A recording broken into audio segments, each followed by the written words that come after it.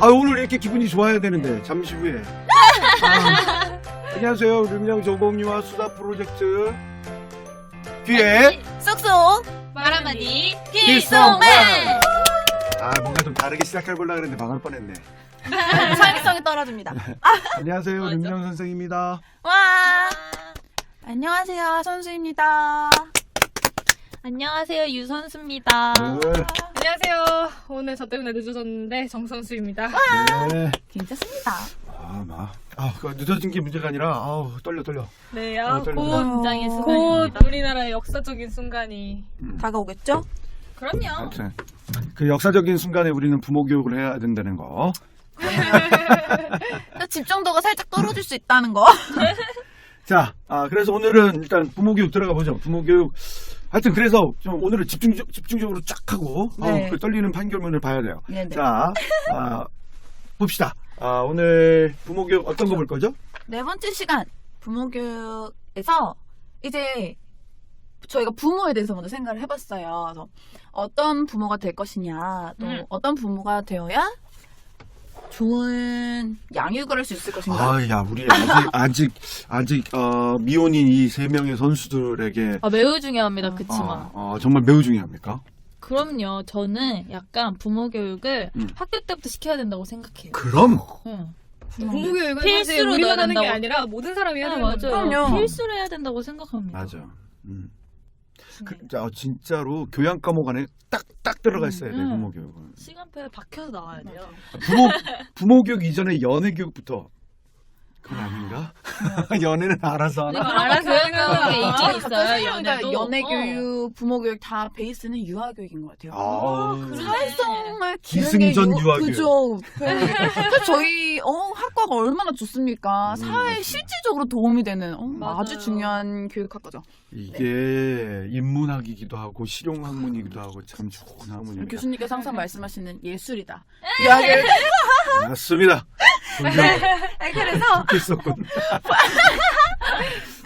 이제 부모 교육에 대해서 부모 양육을 어떻게 해야 될 것인가, 자녀 양육 형태에 대해서 말한 학자가 있죠. 맞아요. 네, 누가 있죠? 제일 크게 바움린더 셰퍼를 봅니다. 그쵸. 저희는. 뭐 이름 좋다. 네. 마무리. 바움랜드에서는 어떤 부모가 가장 우리가 추구하는 부모상일까요? 아무래도 권위 있는 태도 아닐까요? 글자가 비슷해서 좀 헷갈리긴 하지만 권위 있는 태도를 가진 부모 양육 태도가 가장 저희가 추구해야 되는 부모상이다. 그러니까 그쵸. 그치. 그러니까 권위적인 말고. 권위 있는. 그러니까 있는. 독재적인 말고 권위 있는. 그치. 권위의 핵심은 음. 요즘 우리가 공부하고 있는 내용인데 일관성입니다. 중요한 양육 내용이죠. 태도의 일관성입니다. 그 일관성이 흔들리지 않으면 대신 상대를 존중하는 일관성. 맞아요. 이게 권위입니다. 그러니까 독재적인은 상대를 존중하지 않는 일관성이지. 맞아요. 음.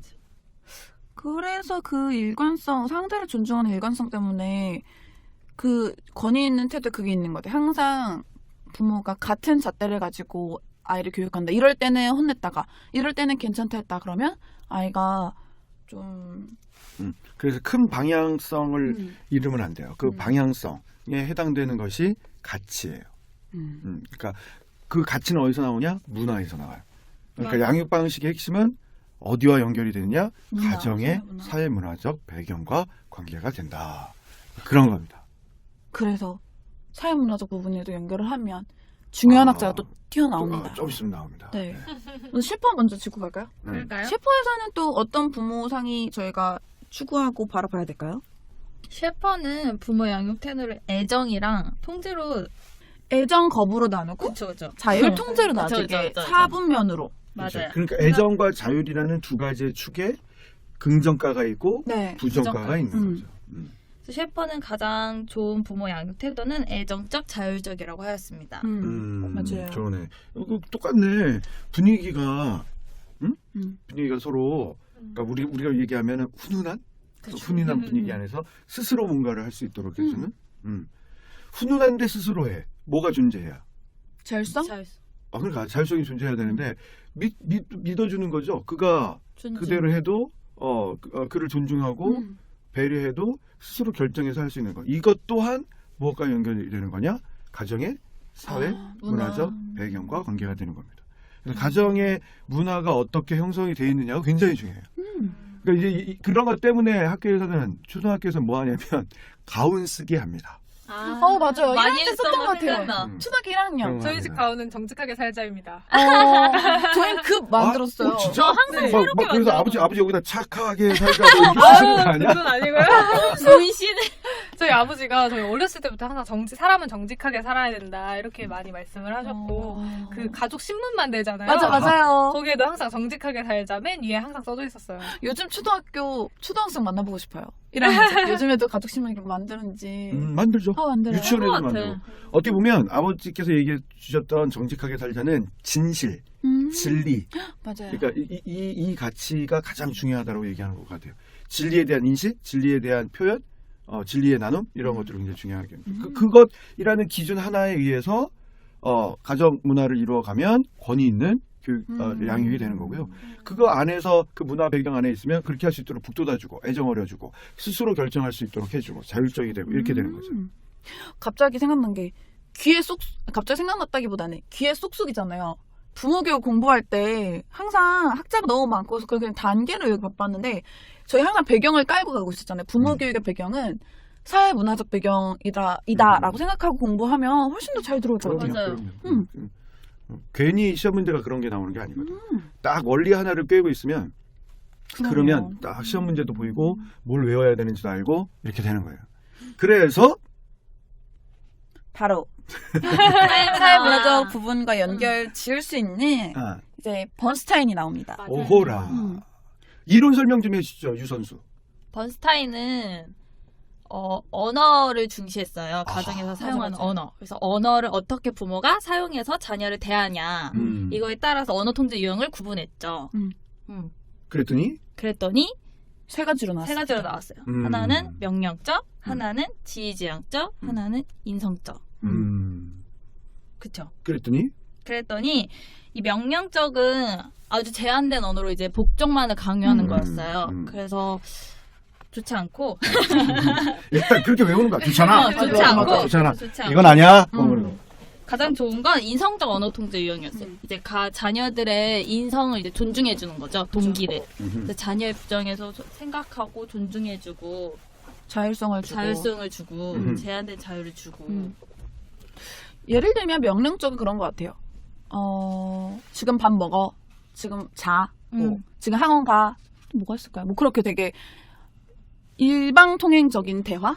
명령, 복종을 원하는 게 그런 언어를 사용하는 부모가 쓰는 게 명령적 언어 통제 유형이고 네. 지휘지향적 언어 통제 유형이라고 하면 너가 형이니까 양보해. 맞아요. 아니면 이거는 엄마 말이니까 다 들어.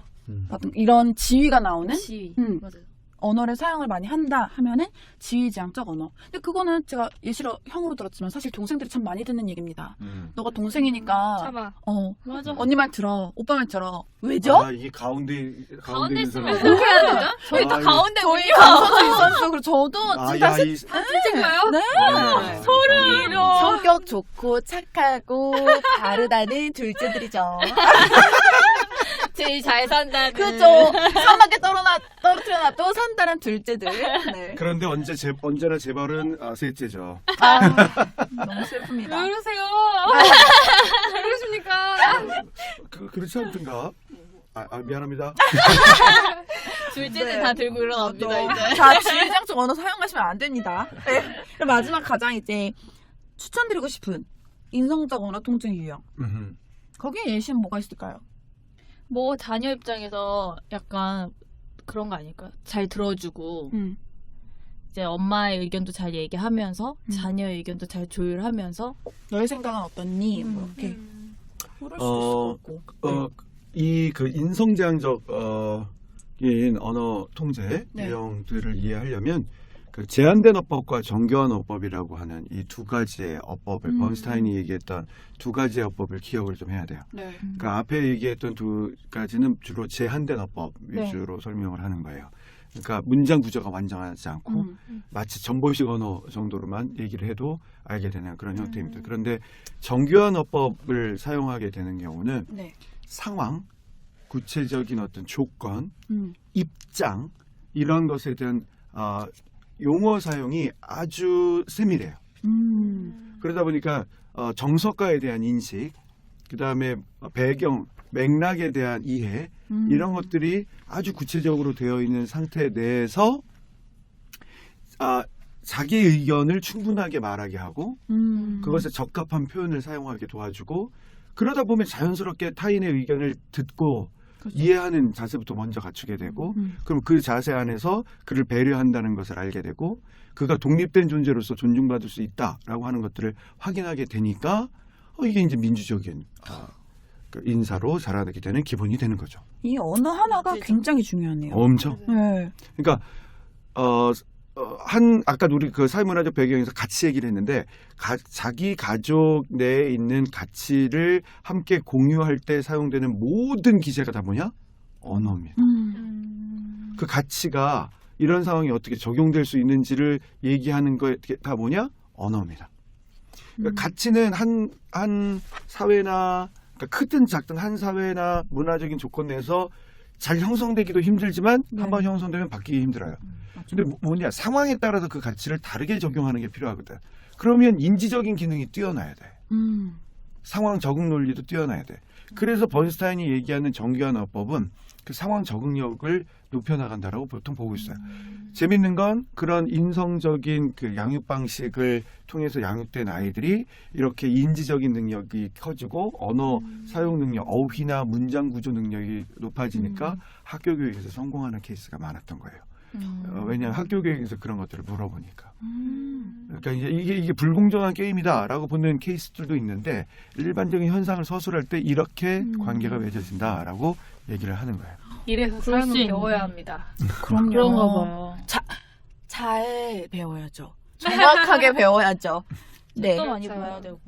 그럼요. 그러면 이제 부모 교육로는 생각했을 때 부모 교육을 공부하고자 하신다면 초수분들이시든 다시 공부를 하시는 분들이든 가정 배경과 연결되는 부분이 있으니까 부모니까 사회문화적 배경과 연결된다라고 생각하면서 거기에 큰 기둥을 주는 게 하나의 언어다라고 정리를 하면 되겠네요. 그러면서 그게 그 인성적인 양육 태도로 어떻게 발전할 수 있는지 네. 이제 그렇게 연결하고 근데 대신에 수험생이기 때문에 바움린트 셰퍼, 그죠.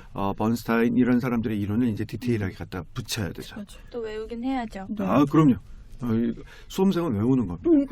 그러니까 외우는 거로 스트레스 받지만 또 외움으로써 또 자신감도 얻어지고 맞아요. 그렇게 되는 겁니다. 근데 저 부모 교육 외울 때, 그러니까 그 작년에 공부했을 때 사회문화적 배경까지는 당연히 생각 안 했지만 이론은 제가 다들 다 외웠다고 말씀드렸잖아요. 크게 왼손 오른손 있잖아요. 거기다 손가락 4개씩 해서 8명만 외우면 돼요. 부모 교육. 이론서를. 1단계 양육 형태에서 4명, 그다음에 부모 교육 이론에 관해서 말한 거 4명. 그래요? 네, 그래서 막, 너 왜 이렇게 많아? 그래서 스트레스 받지 마시고 8명이면 돼요. 대략 더 많은데? 있지만. 맞죠. 완전 이제 크게 봤을 때. 강동감에 더 많습니다. 그럼 강독반에서 네, 보고. 자, 그러면 이론가 얘기를 또 좀 한번 네. 들어볼까요?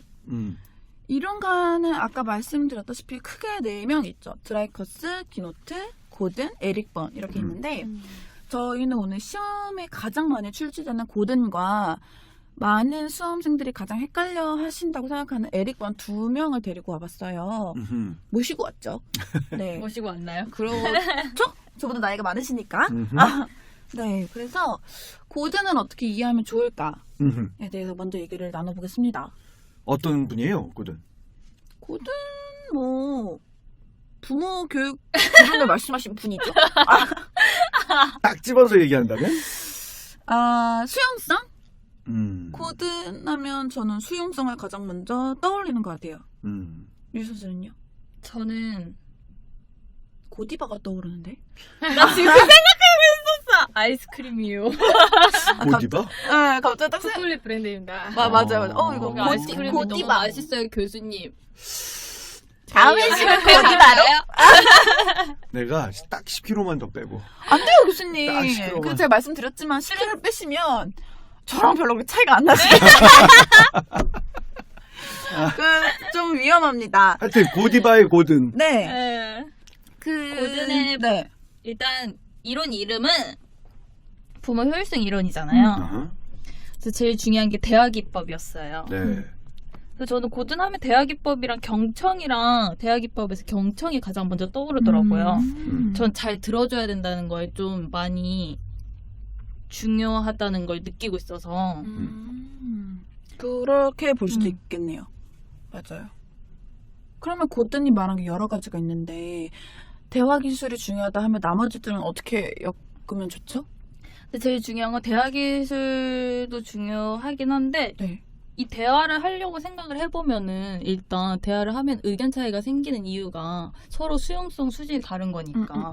그렇죠. 네. 그래서 특히 부모들이 마다도 차이가 다 있잖아요. 근데 이게 또 교사들마다도 얘기하다 보면은 차이가 있더라고요. 난 그쵸. 저건 절대 용서 못 하겠어. 막 이러면서 훈육을 하시는 분이 있고 또 저는 약간 좀 다 그냥 웬만하면 저 정도는 괜찮지 뭐 이러고 좀 너그럽게 넘어가주는 그런 유형이었어가지고 저는 그냥 항상 저 정도는 괜찮지 뭐 위험하면 위험할 때만 얘기해주면 되지 않을까 이렇게 생각했는데 아닌 분들이 되게 많더라고요.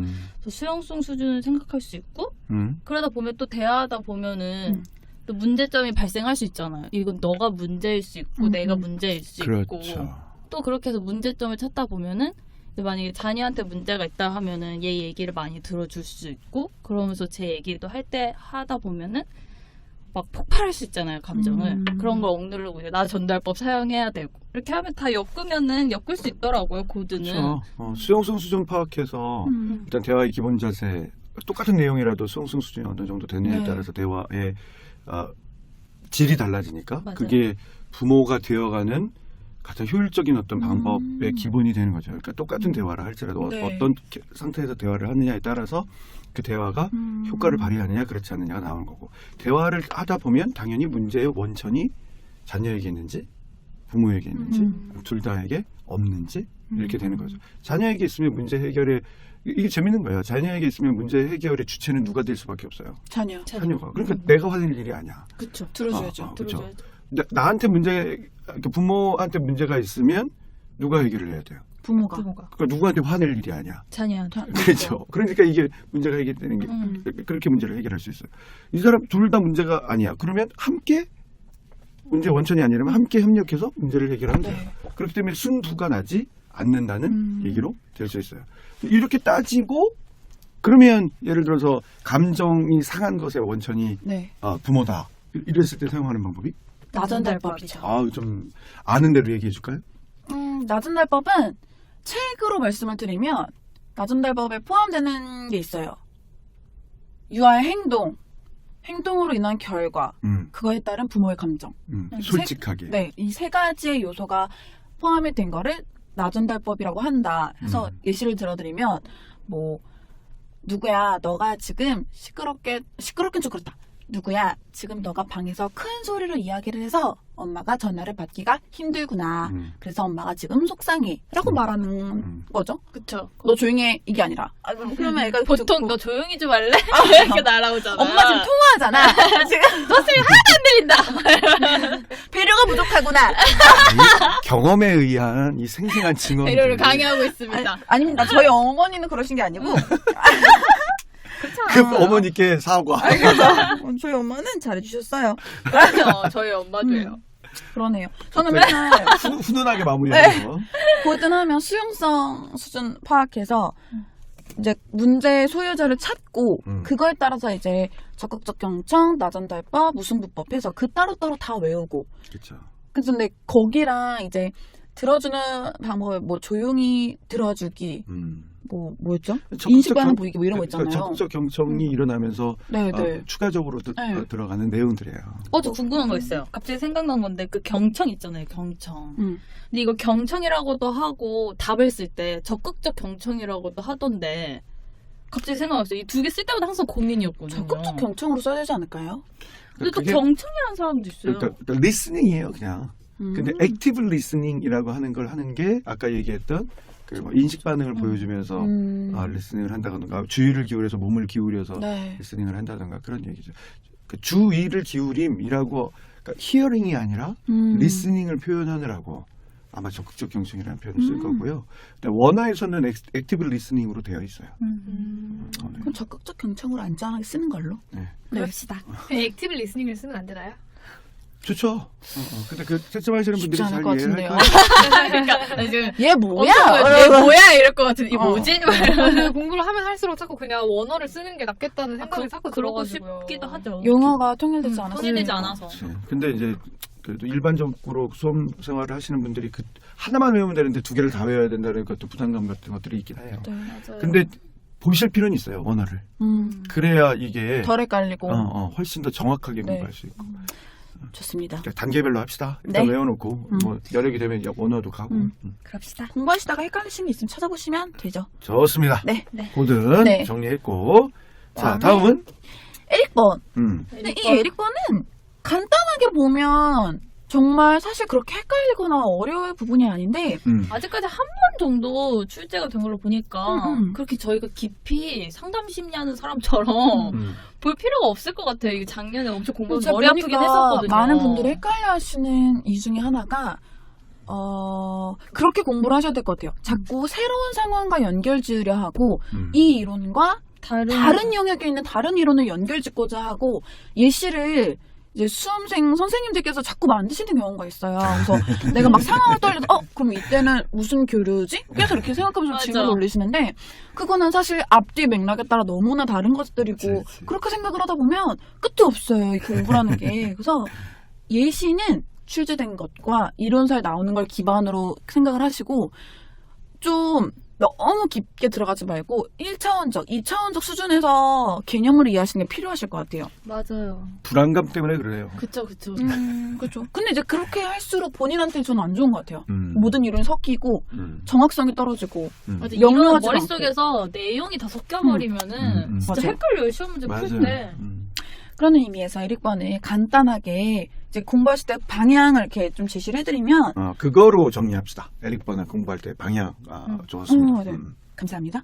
네. 갑자기 튀어나오는데 얻어 걸렸네요. 이 얻어 걸렸다는 표현이 이런 데죠. 먼저 자아 구조 에릭번 하면 뭐 아까 고든 하면 대화, 수용성 이걸 먼저 떠올리시면 될 것 같고 에릭번 하면 자아 구조를 먼저 떠올려야 된다. 저는 생각해요. 자아 상태. 괜찮죠? 네. 저도 동의합니다. 네. 왜 이론이 애초에 자아 이론에서부터 시작하는데 이 자아 이론이 독특한 거예요. 맞아요. 이게 에릭번의 이론은 상호 교류 분석 이론인 거 모두 다 공부하셔서 알고 계시죠? 근데 이 교류에 꽂히셔가지고 이건 먼저 파고 드시는 분들 많아요. 그러면 이제 헷갈려지는 것 같고 상호 교류 발음 이렇게 어렵죠? 상호 교류를 위해서는 대상이 있어야 되잖아요. 그래서 자아 구조를 먼저 떠올리시라. 자아 구조에는 세 가지가 있어요. 누가 있죠?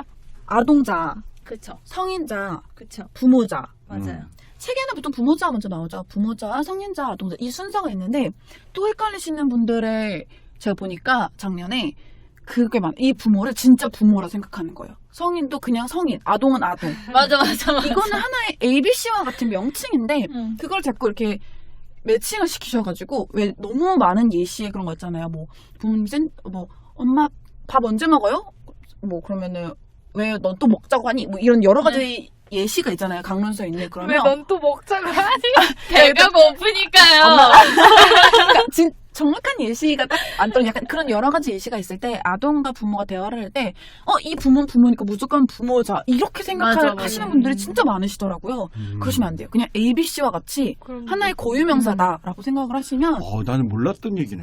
나는 애초에 생각할 줄도 설명을 해줄 몰랐어요. 때 한 사람의 자아 안에 부모의 역할을 하는 자아, 성인의 역할로 규정된 그러니까 어떤 객관적인 사실을 제시하는 확인하는 자아, 아동의 역할을 하는 자아가 어른에게도 아이에게도 다 있다는 거거든. 말하자면 그런 거잖아요. 그게- 프로이드의 초자, 자아. 그죠. 그런 거예요. 근데 이제 진짜 특이하신 분들 있어요. 그리고 부모가 이제 얘기했잖아. 공부할 때 그래서. 하나에 꽂히신 분들이 많고 교수님의 수업을 정확히 듣지만 저희도 사람인지라 2시간 내내 집중하기가 좀 어려우신 분들도 많잖아요, 사실은. 그쵸. 그러다 보니까 어떤 부분들을 놓치면 이제 잘못 생각을 하게 되고 잘못된 정보로 스스로 인식을 하고 그래 선택적 지각이 문제가 될 수 있어. 맞아요. 너무 좋은 단어다. 선택적. 나도 그걸로 쓰고 싶다. 그런 거예요. 선택적 지각. 꽂힌다는 단어 그러니까 그만 쓰지. 듣고 싶은 걸 듣는 경향들이 많아요. 네네네. 그래서 그렇게 하여튼 고치자. 네. 그런 의미로. 아까 그 초자자 원초와. 원초와 그렇게 생각을 해도 좋을 것 같아요. 그 한 사람 안에 세 개가 다 있다. 맞아. 이 세 개가 다 있다는 네. 게 중요한 거야. 이 세 개가 다 있고 이제 언어로 표현될 때 이게 어떤 자아 상태에서 나오냐. 그죠? 그 상황과 대상에 따라서 그쵸. 그 자아 상태가 다르게 규정될 수 있고 사용될 수 있다라는 거예요. 네. 어떤 게 더 우세하냐 이거죠. 그렇죠. 그쵸. 맞아요. 그러니까 이 우세하다라는 표현이 굉장히 좋은 표현인데 한 가지의 말 안에서도 두 가지, 세 가지의 자아 상태가 다 맞아요. 개입될 수 있다라는 거예요. 네. 그 중에서도 그 문장의 형태가 과연 어떠했느냐, 문장의 형태가 과연 어떤 자아 상태가 우세하냐, 네. 상대적으로. 그런 식으로 따져 나가야 됩니다. 그렇지 않으면 자아가 섞여요.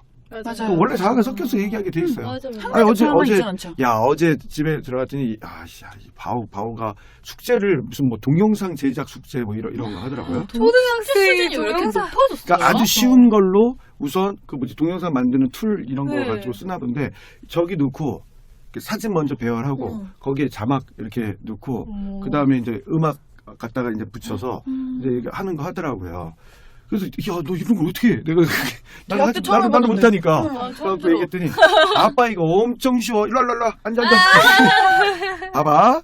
이때는 클릭을 이렇게 하는 거예요. 내가 참 아빠를 뭘로 보고 계속 또 나는 인성적 양육방식 그의 자율성을 인정하여 이렇게 콕 집어서 이렇게 갖다 놓으면 돼. 그리고 그걸 두 번 눌러. 왼쪽으로 두 번 눌러. 그랬더니 야 여기는 어떻게 갖고 와? 그럴 때는 뭐 오른쪽을 클릭하면 돼. 이렇게 하고 있어요. 아이들도 그렇죠. 양육적인 성인자 형태 누군가에 대해서 그쵸. 무엇인가를 상황이다. 돌보는 상황이라면 부모자로 객관적인 사실을 지목한다면 성인자로 때로는 이렇게도 하는 거예요. 대신에 아빠 이것 좀 한번 들어보자. 나 괜찮게 하지 않아서 이러면 아이가 자기의 거에 대해서 누군가 인정해 주길 바라. 네. 거기다 대고 내가 여기다 했으니까 알았어. 이러면은 이게 대화가 안 된다는 거죠. 맞아요.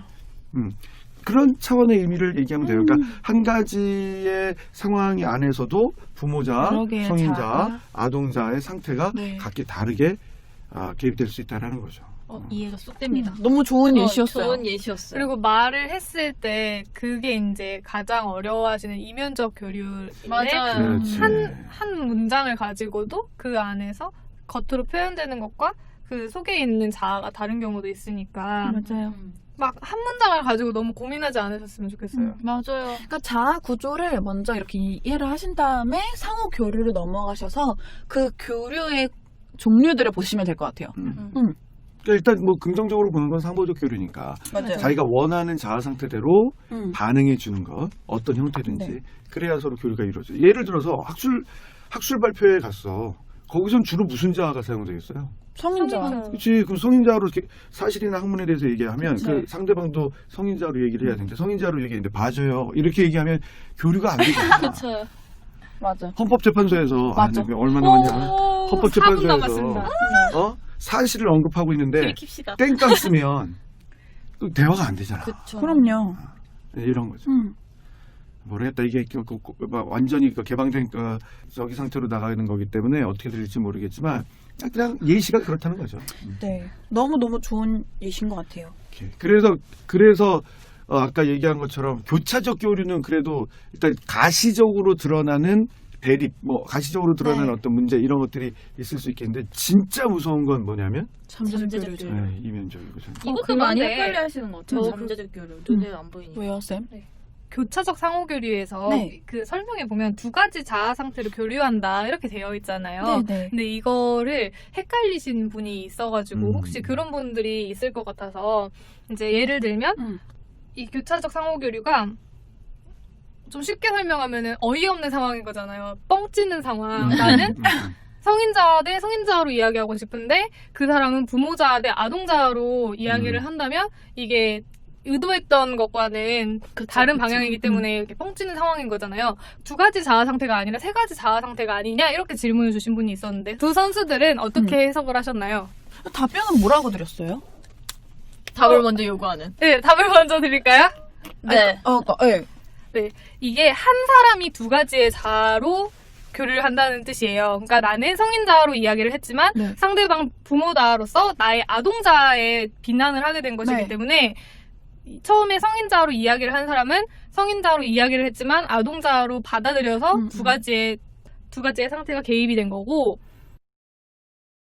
대답을 한 사람은 성인자아로 그걸 받았어야 하지만 부모자아로 이야기했기 때문에 부모자아와 성인자아 두 가지의 자아 상태로 개입을 하게 된 거거든요. 그래서 한 사람이 두 가지의 자아로 그 대화를 하는 건데 이거를 이제 총 세 가지 아동자아, 부모자아, 성인자아 이렇게 세 가지로 교류를 했다라고 이해를 하시는 분들이 있더라고요.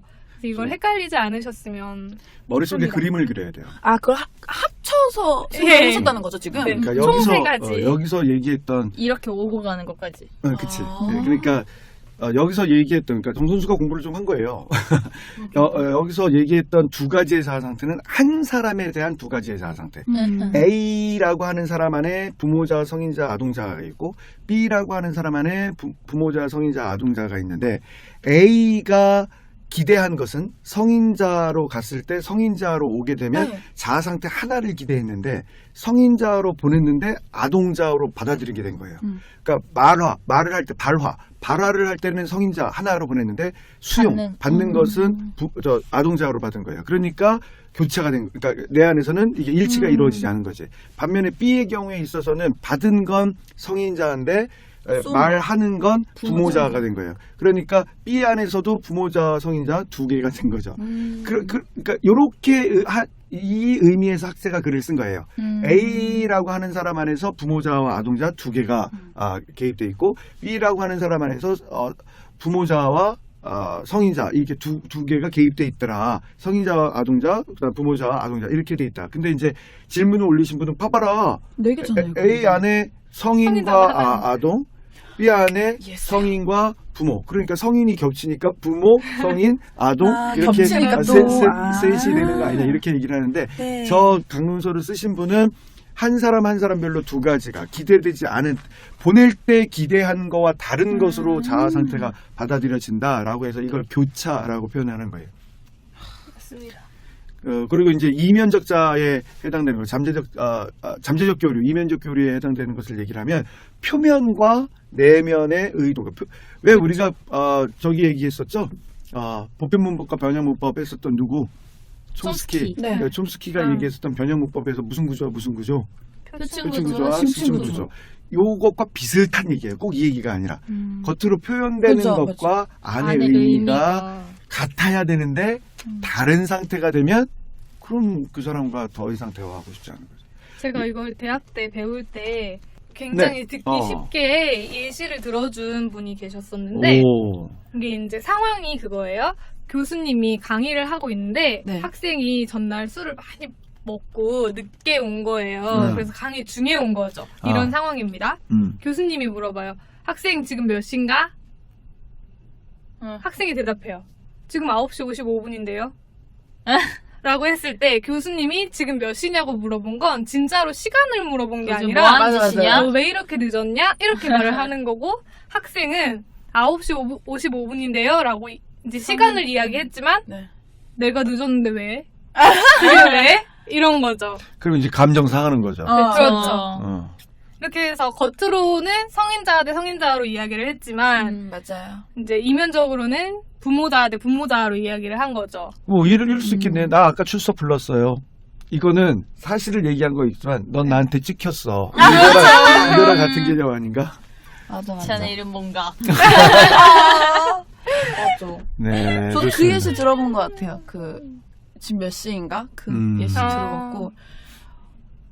갑자기 떠오르는 예시가 있었는데 기억이 안 나네. 천천히 생각해. 그거. 요리를 해줬어요. 저 맨날 너무 연인 얘기로만 예시를 드는 것 같아. 들어오겠다. 얼마나 좋아. 쏙쏙이야. 그래요? 쏙쏙. 요리를 하다가 근데 저도 요리 되게 못하거든요. 요리를 못하는 걸 스스로 알아요. 근데 하다 맛이 어때? 라고 물어봤을 때 바라는 대답이 있는 거죠.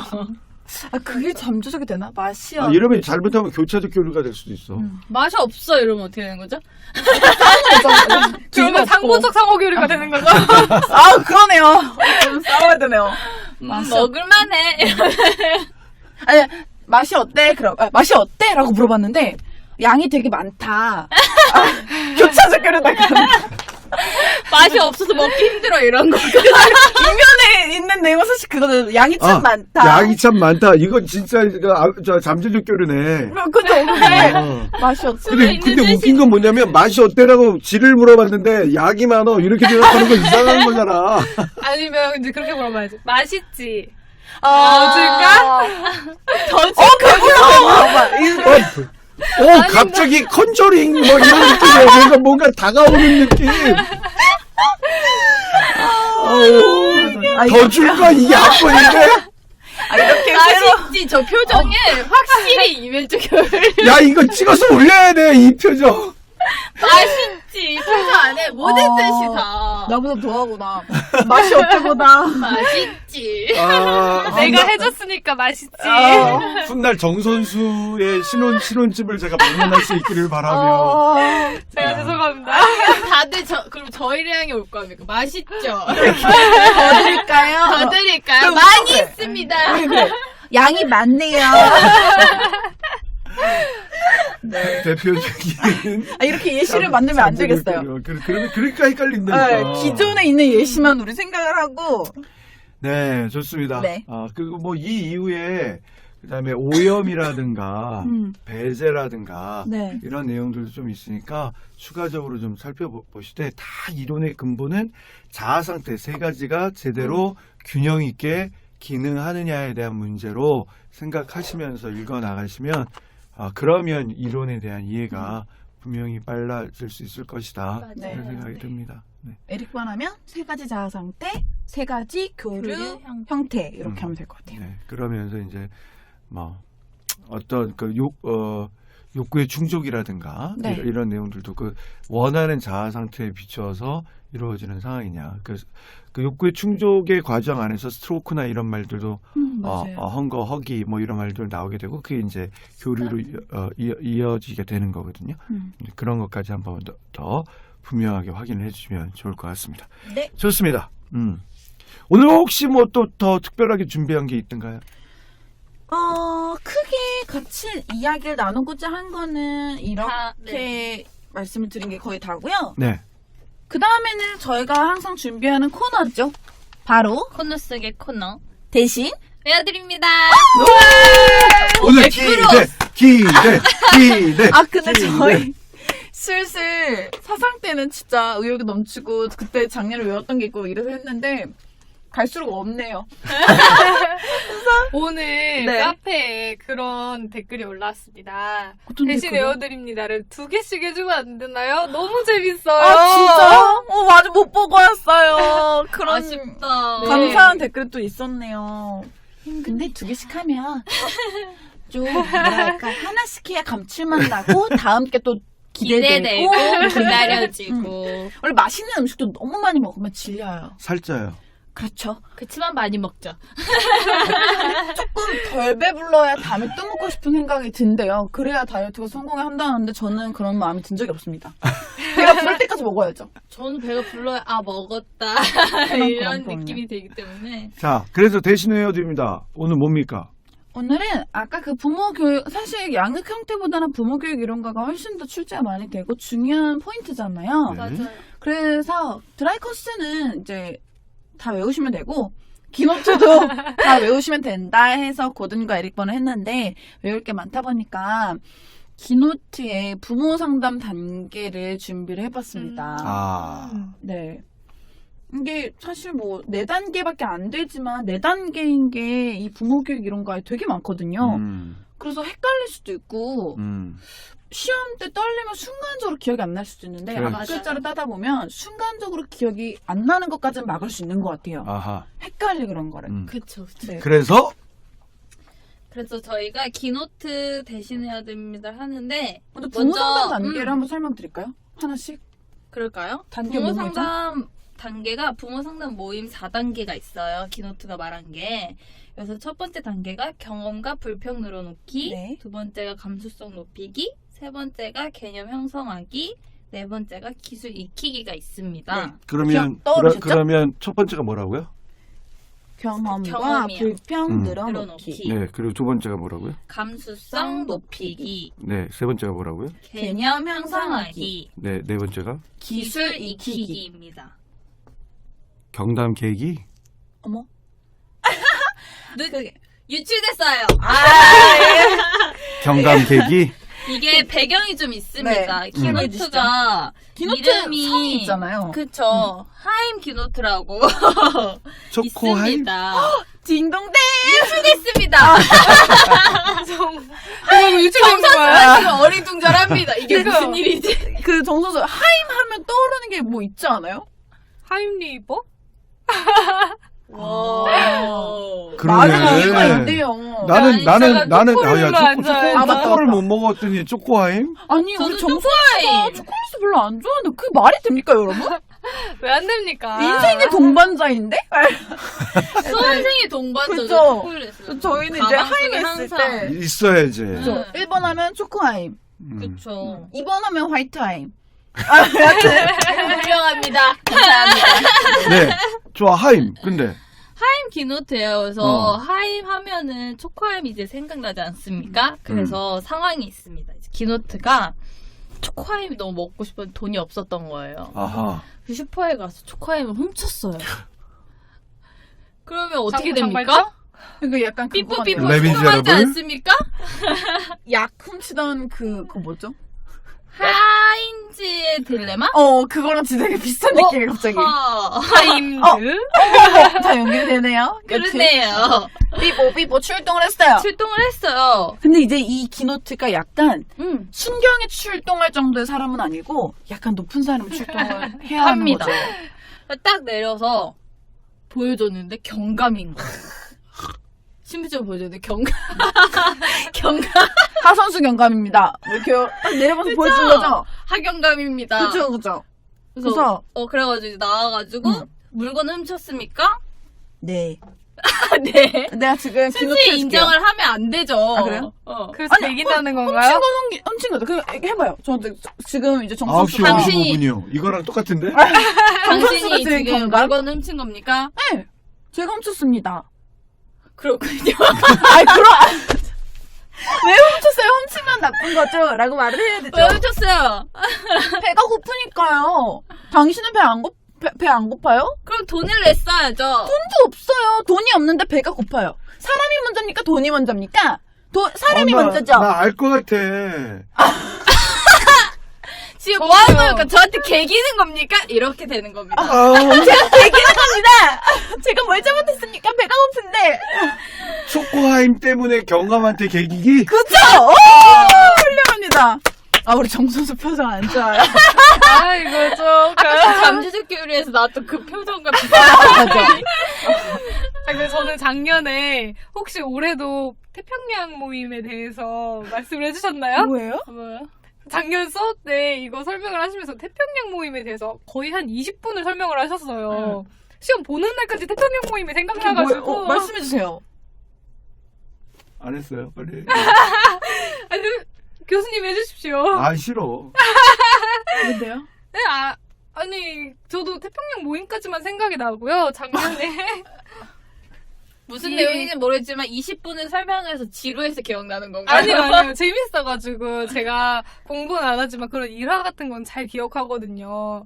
그래서 그 부모 상담 모임처럼 태평양 모임에서 이렇게 하신다고 그런 말씀을 이렇게 하셨었거든요. 태평양 모임에서도 경감한테 객 있나요? 교수님 물 뿜으셨습니다. 내가 궁금한 태평양 모임 뭐지?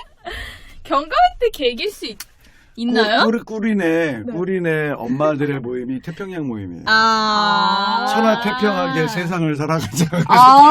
너무 좋다. 부모 모임이었네요. 천하태평. 거기서 나오는 많은 사례들이 이 안에 다 들어가는 게 있습니다. 어쨌든 나는 올해는 이걸 외우려고. 경감객이. 초코하임 때문에 경감한테 개기기. 맞아. 초코를 좋아하는 저희로서는 교수님도 초코 좋아하시니까 되게 쏙쏙 들어오지 않습니까? 65kg까지만 빼고. 안 됩니다. 25kg까지 빼고 그거 그날 너무- 초콜릿 잔뜩 사놓고 다시 66kg. 우리. 야, 66kg 이렇게. 경험과 불평 늘어나는 훅 들어오기. 감수성도 감수성이 지금 막 더듬었어요. 개념 형성하기. 기술이기. 아. 기술 습득하기? 뭐 이렇게 나온 책도 있더라고요. 포인트는 기술이죠. 그쵸? 무슨 기술? 야, 근데 양념주술. 집에 가다가 경감한테 계기까지는 생각이 나는데 응. 경 뭐지 경? 그러면 안 돼요. 감 뭐지, 감? 그 뒷부분은 수험생의 몫이죠. 개 뭐지 개 이러면 어떻게? 경감 계기에 동그라미 쳐놓고 열심히 읽으면 금방 외우실 그리고 거예요. 하임 기노트 이렇게 하면 기노트 하면 초코하임을 훔쳤어? 경감? 개교? 개교가? 개기. 뭐 그렇게 되는 것이죠. 알겠습니다. 그러면 다시 한번 기노트로 한 번만 정리해 주시고 네. 네 해주시죠. 뭐죠? 기노트의 부모 상담 모임하면 귀에 쏙쏙. 경감 계기. 그죠? 경과 불평 들어놓기. 감 그다음 아무도 안 해주시죠? 나 지금 생각하면서 감수성 높이기. 이상하네. 개 개념형상하기. 기 기술 익히기. 이렇게 네 가지입니다. 이렇게 네, 이렇게 해서 오늘 간단하게 네. 부모 교육에 네. 해당되는 얘기 살펴봤습니다. 향후에 일정 하나만 더 공지를 좀 하고요. 그리고 오늘 이야기는 좀 마치도록 할게요. 네. 지금 우리가 이제 어쨌든 공부를 해나가면서 시간을 쪼개서 이렇게 녹음을 좀 하고 있는 중이라서 3월 벌써 이제 중순으로 가고 있는 상황이고 네. 이걸 하다 보면 4월 정도까지 갈 것 같아요. 그때쯤 네. 되면 이제 좀 더 우리 선수들도 마음을 다잡고 공부를 좀 해야 되고 해서 그래서 저희가 한 2가지 정도를 예고하고 그리고 진행하도록 하겠습니다. 즉 유아교육과정 시간으로 하나를 좀 보겠고요. 네. 또 하나는 이제 간단하게 평가 이렇게 2개 보고 우리 귓속말 일단 시즌 1 귓속말 시즌 1은 마감을 좀 일단 하고 왜냐하면 어느 정도 또 공부가 되어야 네. 또 시간을 쪼개서 할 수 있을 것 같습니다. 네. 그래서 좀 뭐 아쉬우신 분들이 계실래나 모르겠습니다. 교사로는 안 하나요? 교사로는 나중에 나중에 이거는 시간을 좀 봐야 됩니다. 왜냐하면 이거를 건드리려면 결국에는 저기를 봐야 돼서 논술과 연결을 해야 돼서 요거는 조금 더 논술 특집으로 한번 가나요 그러면? 그거는 시간을 내야 됩니다. 정 선수 일이 요즘 적은가 봐요. 이거 곤란합니다. 그래서 어쨌든 그래서 말씀드렸던 것처럼 유아교육과정하고 평가 위주로 해서 일단 2시간 정도까지 해서 시즌 1을 네. 마감 좀 짓겠습니다. 아무래도 우리도 다 공부를 하는 사람이고 우리 또 복수 프로젝트고. 또 열심히 수업을 더 준비하고 네. 더군다나 이제 저도 좀 더 깊게 기출 문제를 더 알차게 설명하기 위해서 저도 연구 시간도 좀 더 가져야 되고 일단 강의를 일주일에 5일 하다 보니 몸이 반쪽이 되셨어요. 제가 목소리가 이게 목소리가 소모품인데 이게 목소리가 조금 그런 것도 사실은 좀 영향이 있습니다. 그래서 하여튼 그렇게 2개 정도 정리하면 물론 뭐 몇 가지 정도는 못 봤지만 네. 개론에서 핵심이 될 만한 아주 그냥 수다스럽게 얘기할 만한 것들은 정리가 된 걸로 생각을 합니다. 그리고 어느 정도 또 준비가 되면 또 한번 의논해 봐서요. 네. 시즌 2로 올 수 있을지 한번 또 확인해 보도록 하겠습니다. 네. 어쨌든 오늘 부모교육 탄핵송도 빨리 보러 가야 되는데 빨리. 자, 이게 들으시는 분들 일 때는 좀 어떠실지 모르겠네요. 이 내용이 하여튼 뭐 긍정적인 요소로 장려하길 바라면서 오늘 하루 수고하셨습니다. 고생했습니다. 고맙습니다.